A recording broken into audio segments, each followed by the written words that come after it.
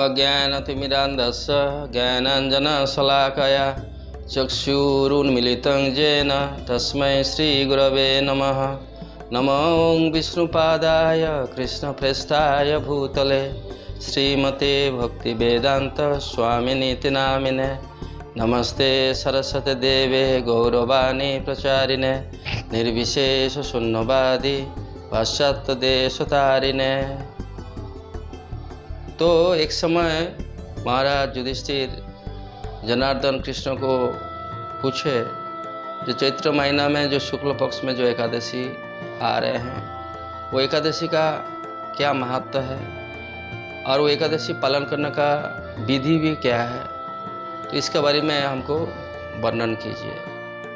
तो भगवान कृष्ण युधिष्ठिर को बताया, देखो एक बार वशिष्ठ ऋषि को भी दिलीप ने जो प्रश्न पूछे थे ये एकादशी के बारे में, जिस तरह वर्णन किए वशिष्ठ ऋषि ने, उस तरह हम तुमको सविस्तार में एकादशी के बारे में वर्णन करेंगे। तो एकादशी जो चैत्र शुक्ल पक्ष में जो एकादशी आ रहे हैं, वो एकादशी पुण्यदायिनी सर्व पाप विनाशिनी एकादशी कामदा नाम में वो जगत में विख्यात है। ये जो एकादशी जो इसका वर्णन इस तरह है, पूरा काल में एक नागलोक में पुंडरीक्ष एक राजा थे, नाग राजा थे, और उस राजा का राज्य में बहुत सारी गंधर्व किन्नर अप्सरा वो राजा को सेवा करते रहते थे। तो एक प्रकार का ऐसा टाइम है जो राजा को प्रसन्न करने के लिए तो बहुत सारी गंधर्व वो लोग नाचा गाना नृत्य कीर्तन कर रहे थे। जो नृत्य कीर्तन कर रहे थे उसमें ललित और ललिता एक बहुत वरिष्ठ गंधर्व दोनों प्रेमी प्रेमिका रूप में गंधर्व लोग में निवास करते रहते थे। तो एक समय का बात है, जो ललित जनरली गंधर्व लोग बहुत गान में बहुत फेमस रहते हैं, वो लोग बहुत अच्छा तरीक़े से अच्छा संगीत परिवेशन करते थे। तो ललित जब ये संगीत परिवेशन कर रहे थे नागराज पुंडरीक्ष को प्रसन्न करने के लिए, उसी टाइम में उनका जो प्रेमिका ललिता का बारे में सोचे, इसके लिए उनका ताल और संगीत का जो लय वो टूट गए। वो ताल लय टूटने के बावजूद वो राजा बहुत अप्रसन्न हो गए। तो एक नाग जो राजा को बताया, देखिए ये जो ललित है उसका प्रेमिका ललिता को स्मरण करने के बावजूद तो उनका ताल लय संगीत का टूट गए। तो इसके लिए इसका आप अप्रसन्न हो गए हैं।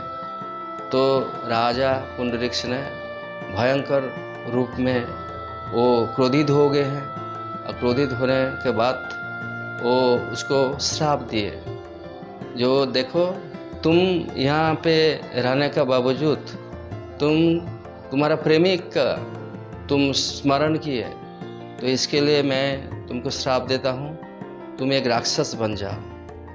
और उनका श्राप सुनने का साथ साथ वो भयंकर एक राक्षस में परिवर्तित हो गए। वो राक्षस जो था वो 8 योजन लंबा, और उनका आँख जो है वो सूरज जैसा जलने लगे, उनका शरीर पर्वत जैसा प्रतीत हो रहा था, और उसका कान बहुत बड़ा बड़ा था। भयंकर एक असुर राक्षस पिशाच जैसा है, ऐसा बन गए। बनने के बाद भटकने लगे जंगल में, और सामने में जो भी कुछ आए उसको खाने लगे। तो एक विभत्स भयंकर पिशाच जीवन वो व्यतीत कर रहे थे। तो ललिता जो उनका प्रेमिका जो था वो भी उनका पीछे पीछे उनको फॉलो करने लगे।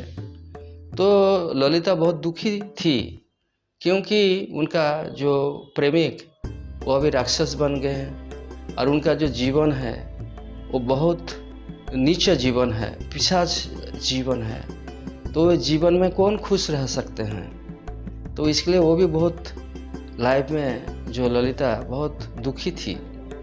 तो इस तरह भ्रमण करते करते टहलते टहलते वो लोग पहुँच गए एक बार जो ऋष्यशृंग ऋषि विंध्य पर्वत में रहते थे। तो ऋष्यशृंग का आश्रम में पहुँच गए और ये सुंदरी जो ललिता भी कोई राक्षस का पीछे पीछे फॉलो कर रहे थे।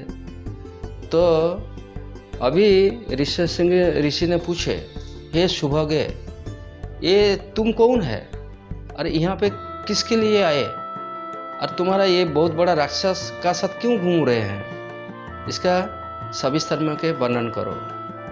तो ललिता ने बताया, गंधर्व जो देखो पूजा पादर्ग से पूजन किए महामुनि ऋष्यशृंग को।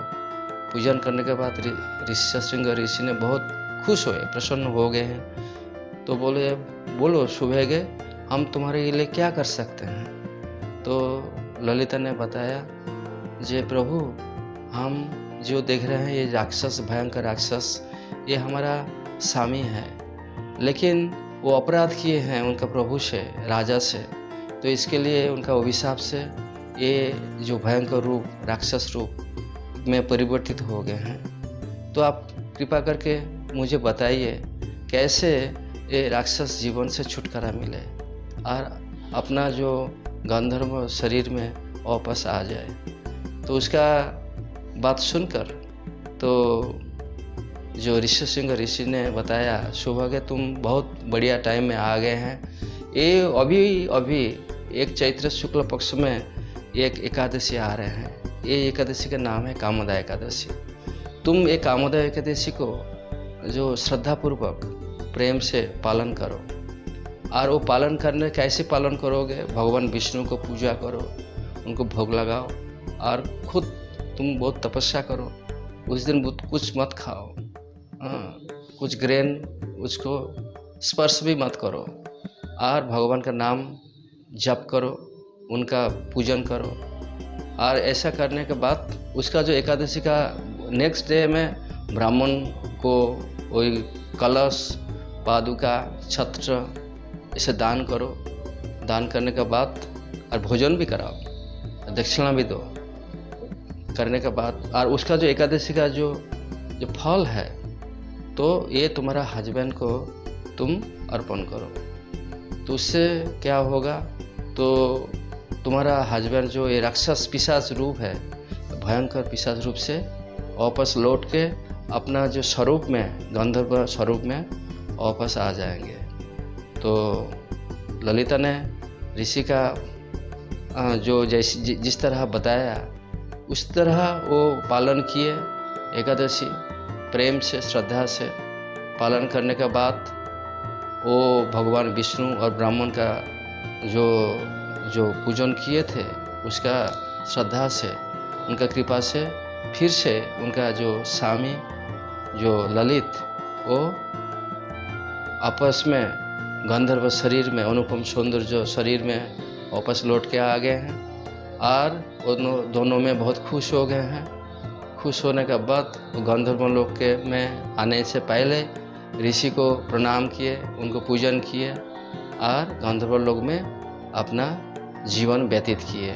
ये सब कुछ हुआ बेसिकली वो लोग कामोदय एकादशी व्रत चैत्र शुक्ल पक्ष में पालन किए।